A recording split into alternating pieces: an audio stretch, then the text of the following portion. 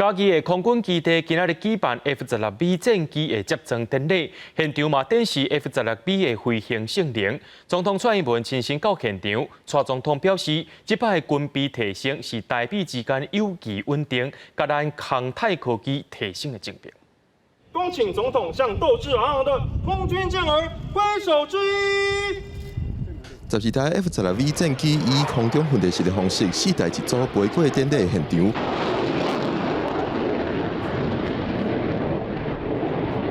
落尾以单机的方式伫天顶抛练斗，表现多倍的飞行方式等等，各种高难度的飞行动作，就是咧展现强大的性能。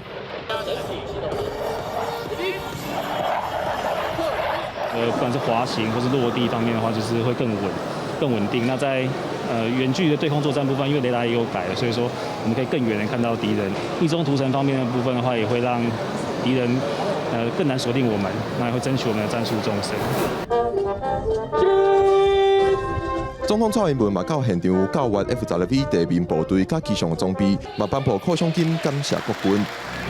去年永鹰首飞 F-16维修中心揭牌，再到今天的升级叠装，都代表我们航太科技不断的提升。这摆 F-16V 性能提升案是由咱台美之间来合作完成，这是展现咱台美之间的友情稳定。另外，国军守护台湾辛苦，总统蔡英文嘛对国军一个因出来的人表达感谢。记者郭文谢国林嘉义报道。